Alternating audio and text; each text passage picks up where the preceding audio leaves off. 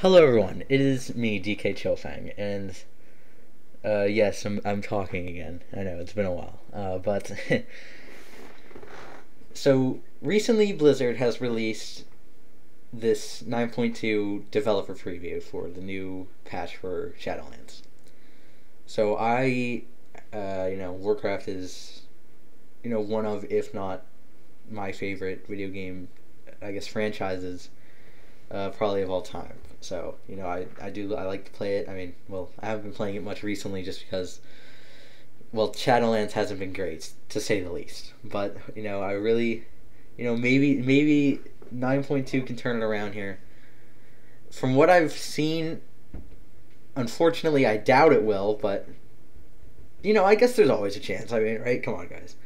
So, I just sort of wanted, I know I'm not necessarily a big Warcraft thing. Warcraft isn't what I do often here, but I just wanted to sort of get my thoughts out as to what I think about this. So let's just start the video.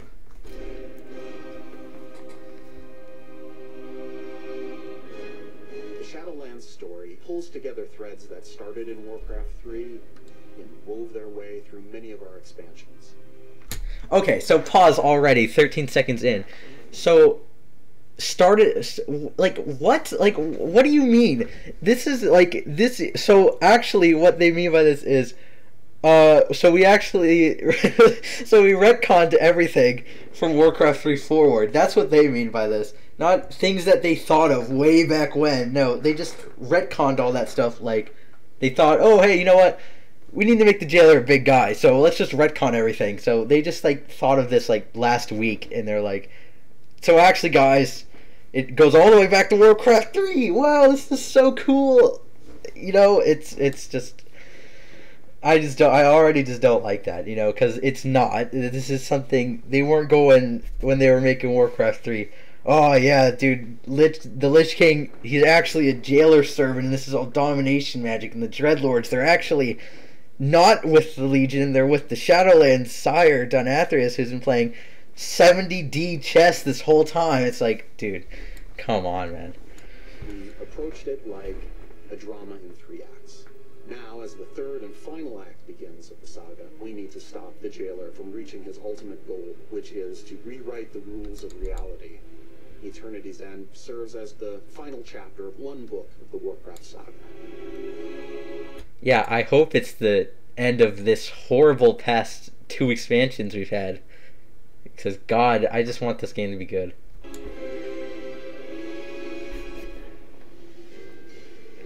The jailer has the advantage. He has seized the sigils of the leaders of the Four Covenants. The Infinity Stones. He's literally just Thanos. Realize that she's been a pawn in the jailer's game this entire time. Just now? She's just now realizing she's a pawn? Hello? What do you think? Dude, they hype up Sylvanas as this big, ultra brain, awesome, crazy character that's so smart. It's okay, if she was so smart, you think she'd realize that she was, serving the jailer the whole time. I will never serve. Except, actually, I'm going to start an entire war and burn down an entire tree just for you, so I can get you super powered, because nothing could go wrong there, right?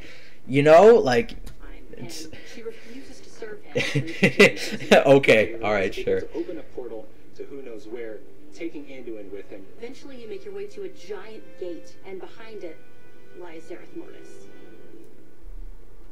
So the Korthia intro, okay. As a team, we were really trying to make this place as alien as possible, so we really wanted to make everything feel completely unique and completely different. Our trees here are floating, we have stones that are floating. So Nagrand, so Netherstorm, literally all of Outlands, hello, brand new floating rocks, those are everywhere. Dalaran is a floating rock, brand new unique idea, guys. Floating trees. Oh my god, this is the pinnacle of uniqueness. Oh my gosh. That is floating in the center of the zone. And true to its name, It's something that is kind of putting together a new afterlife to be sent out into the Shadowlands. We have this water all around you because water is really the catalyst for any kind of creation. It's actually unlike any other water that we've seen before. Oh, thank God. Brand new, unique water. Warcraft is saved, everybody. Everyone let's get a round of applause for the water in Zereth Mortis. You can walk on it. This is Path of Frost, the water walking mount equipment. Guys, it's brand new. It's water. I mean, come on. Who doesn't like water? I mean, come on. Come on now. Water that we can walk on. It almost creates like wow, this is crazy. You can walk on the water. This is insane, guys. Primordial space right below it. Everything you see in Zereth Mortis has a purpose, an intention behind it. For us, it was really important to find ways to convey that intention in the environment itself. And one of the ways in which we did it was through this duality between a lush and a dry biome. In the dry biome, we see perhaps what the original look of the zone was when the progenitors... Wait, hold on. Pause. Run that back. They literally have two guys. They literally have right here. You can see that they just have two of these like big sentinel walker things like pathed on top of each other in the trailer. I don't know. I just find that funny. They are. Wow, that is a clipping mess over there. First establishing this workspace for themselves, and in the lush biome we see the result of their experimentation with plant life and fauna and things like that. These are all test beds for what we'll eventually see elsewhere. From there, we started thinking about what kinds of creatures would be in this place that are fundamentally prototypes. There's terraforming here. There's creatures that are building afterlives. We tried to really stretch and think what that might be like. My personal favorite includes the giant armored snail, and we also have a progenitor chicken, which answers the question of what came first. These first ones who... Okay, so I just wanted to say, I don't know how you can make such a good-looking zone, because the zone looks good, I'll admit it. The zone, it looks like, you know, it looks good. Our team always does well. But I don't know how you can get such a good-looking zone and then put the most boring things to populate it. Like, you have this bright, lush forest, and then you have rock fox, and it's like, and snail, and it's like, this is just, I just don't like the whole, like, Ouroboros look. It just is so plain and bland. It's like, this snail is literally clipping through itself. The snail is clipping through the armor.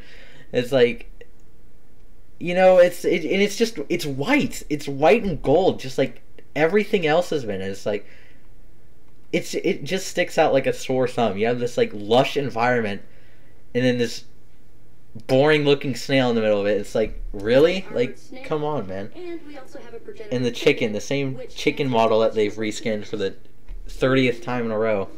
Thanks, Blizzard. These first ones who Fortunately, when we found our way in, Devourers also found their way in. They are rabid. Somehow, like, how did they get in here? Like, how did they even get in there? Like, did we just not notice that as, like, hundreds of them just walked through? Like, what do you mean the Devourers came in there with us? Like, were they just there? Like, were they like, hey guys, can we come in too? And we were just like, yeah, sure, buddy, come on, hop on into Zereth Mortis. It's like, how did they even get here? Like, did we just let them walk through the portal? Like, I would assume they're not just opening gateways at the same time we are. Like, these are like primordial beasts. These guys are like stupid, like, savages. Like, hello? Like, they actually, like, how did they even get through our portal? Like, what? They're consuming this weird energy, and it's causing them to mutate and to fall apart. Haven serves as our foothold here, as well as use it as a base of operations and really start unlocking the mysteries of this land. The Lightning Brokers are intent on protecting. Unlocking mysteries of an unknown land. This is sounding really familiar to Korthia right now. Preserving the work of the first ones here, but now they're seeing Zoval bring his forces against the Atoma and tear up the land, and they are eager for assistance. We'll uncover different parts of this alphabet and start to learn more about the progenitors and Zereth Mortis itself. It will allow you to unlock new and different forms of content. So that can range from daily quests to new options on the vendors to places to explore and new side quests that open up. Okay, so it's just Korthia again. Just say it's Korthia again. New dailies, new treasures, new side quests, items from the vendors. Like, dude, this is Korthia. So they just did Korthia again, and it's like I think that's one of the bigger problems with sort of Warcraft right now is I feel like they just keep trying to do Timeless Isle over and over again, but they can't do Timeless Isle over and over again. They just can't pull it off. Like, you had, you had BFA, you had all of the, well, yeah, I guess, yeah, you had BFA, you had the Warfronts. It's like Arathi Highlands and Darkshore, which they also just immediately dropped to the next patch for another Timeless Isle, and Nazjatar, which is like, Nazjatar I think sucked and could have been its own expansion, and then they did the same thing with the Black Temple, and it's like the Black Temple, the Black City, Nyalotha. It's like that also could have been its own expansion, but I can make a whole video about that. But and it's like, and then in Shadowlands they've done Korthia, which, well, they did the Maw, which sucked, and then they did Korthia, which sucked, and now they're just doing Korthia again, which is gonna suck. So it's just going to be Korthia again for the fifth or sixth time they've done something like this, and it's like, make something like unique, like, not every zone needs to be Timeless Isle for the 20th time. Like, oh, you can go hunt rare mobs that aren't really that rare, like, because they'll spawn every 30 minutes. So it's like, oh, thanks, great. Like, I can't wait to do this again, but with a new coat of paint on it. And it's like, it's just gonna be Korthia, and it's like, this language will probably be like how the Archivist Codex rep was, and it's like, you'll go around, you'll open chests, you'll kill rares, and you'll learn more and more, and then you'll fill up a bar, and then you'll get to talk to the guys more, and you'll get to buy more items, and it's like, oh, thank God, yes, this is just what I've been waiting for, this same thing again. It's like, I just do something, just go back to, like, just do something original, man. Like, it's anything, like, just anything somewhat original would be great. Like, if we could just stop having Timeless Isle over and over again, that would be awesome. I would really love that, but I don't know. I'm not very hopeful. It's like, I'm sort of, to me, Shadowlands is lost. It's a lost cause, and I really am hoping 10.0 is good, but I don't know, man. I don't know. So it's really the gateway to exploring the far reaches of Zereth Mortis. The Automa speak in this kind of musical language. That is going to get annoying so fast. Like, that is going to get so annoying so quickly. Every time you go buy those things, it's going to be making those, like, random music sounds. It's like, oh my god. Like, that is going to get on so many people's nerves so quickly. Like, I already see that one coming from a mile away. They don't talk the way that... Like, it doesn't even sound cool, like, at all. It just sounds like metal grating against something. It's like, thanks for this great sound design. It's like, really? You couldn't make this sound a little more elegant? The jailer's true goal has never really been to escape the Maw or to gain power. He's been focused on reaching this place called the Sepulchre, to go into this place of power and to really rewrite the rules of the universe. So, the jailer wasn't actually trying to escape the Maw or look for power. He was just trying to go to the Sepulchre by, escaping the Maw and getting power. What are you talking about? He literally says in the same sentence, it wasn't about getting power. It was about going to the Sepulchre to get power, to rewrite how the universe works. It's like, you just contradicted yourself in less than 10 seconds. Like, hello? Like, do you hear what you're saying right now? We'll learn that the jailer has breached the sepulchre of the first ones, and this becomes our new raid for Eternity's End. We're going to gather our forces, we're going to pursue the jailer inside. Oh, wow, I can't wait to go through Orbos 3.0. Like, what? Orbos, again, it's like, it's just boring. Like, I think that's the biggest problem with this expansion.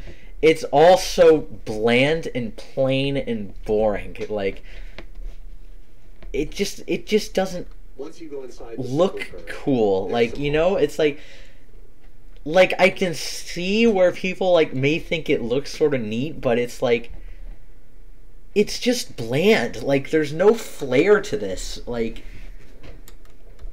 it's like Old Deer, I guess. Like, but even Old Deer had like all like the blood Gahoon stuff, and it's like, you know, like, this is just boring. Like, it's all white and gold, and that's it. There's two colors here. Laws of physics as we know them on Azeroth, just looking out into this impossible sky. White, gold, blue. Like, that's all that's in this expansion. Those laws don't apply to anything we see here. Among the bosses that we're going to face in Sepulchre, the first ones include the Jailer's forces. Ad fight, okay, cool. Maybe a That'll be, I'm sure that'll be fun. that you haven't tied up loose Mal'Ganis, maybe? ends with. We'll face a consular. This is similar to it being like. You see, this is the first somewhat cool looking thing I've seen in this trailer so far. Other than the zones. Algalon, but the Jailer's gotten to it. So wait, so what? So is Algalon actually also secretly a first one agent?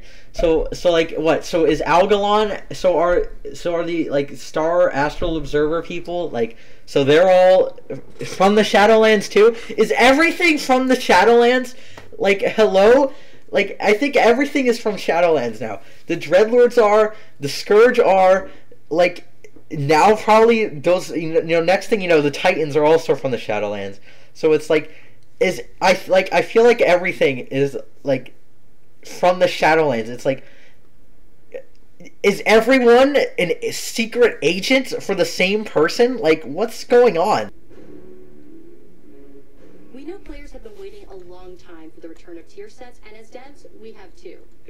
If you really liked tier sets that much, then why'd you get rid of them in the first place? Great blend of progenitor magic, gold. Okay, so now look at this. This looks decent, alright? This concept art looks good.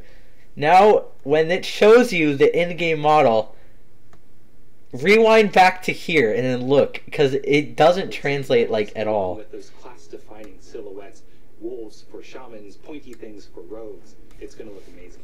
Our class and combat team was super excited to bring class sets back. This is something that felt really right. Like, these just don't look good. These look like Bastion greens. Like, look at this thing. Look at the Death Knight one. Look at that, and then look at the concept art for the Death Knight one. You got that skull thing, or, you know, like, that could look somewhat good right here. This guy with the black robes here. That could look alright. And then this is what it actually looks like. And it's like, this looks horrible. Like, these, like, this could be literally anything. This could be mage, this could be priest, this could be warlock.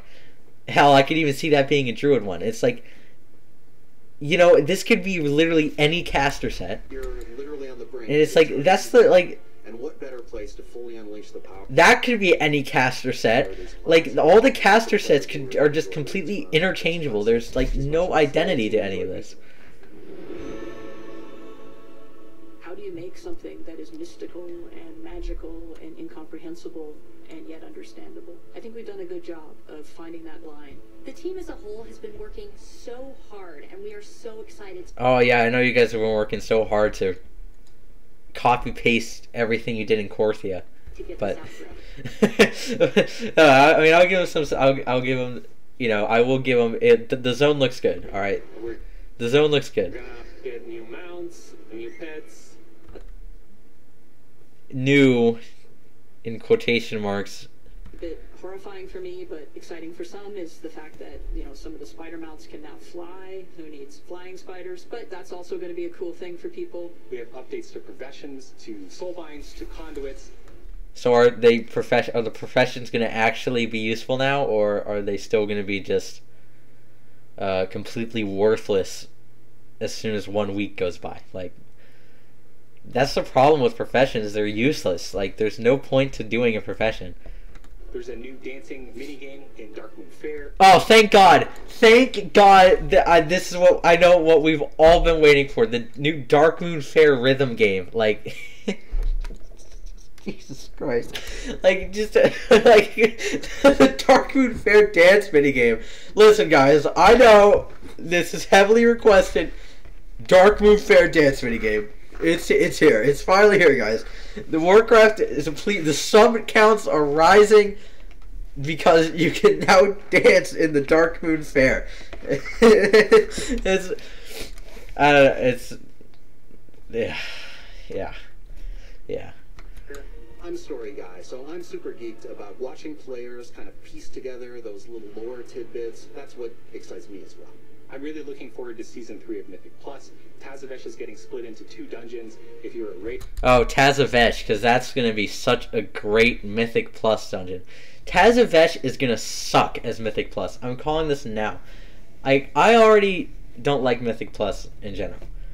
But, you know, I understand why people like it, the whole time thing and the affixes, but Tazavesh is clearly a dungeon that was not made with Mythic Plus in mind, because over half of the affixes will probably make Tazavesh unplayable.